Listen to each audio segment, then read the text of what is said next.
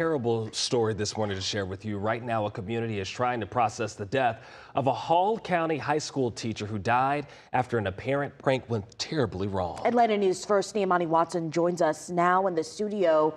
Niamani, just from the people we've talked to, you can really tell how much the students loved him.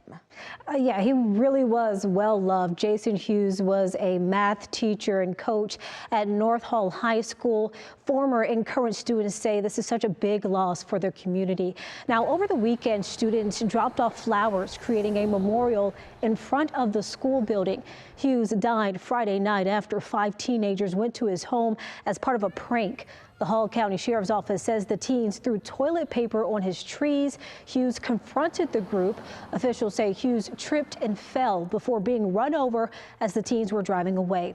All 5 teens were arrested. 18-year-old Jaden Wallace was also charged with first-degree vehicular homicide and reckless driving. Olivia Williams, who attends North Hall High School, says Hughes was such a kind person. He always tried to make conversations with students, and he always just tried to be the most supportive he could, and he would show up to events that he didn't even know anything about, and he would just show up to be supportive, and that's going to be a really big thing that's going to be missed. All 5 teenagers were also charged with criminal trespass and littering on private property. Hughes leaves behind a wife who is also a teacher and 2 kids. Niamani, thank you. And this morning,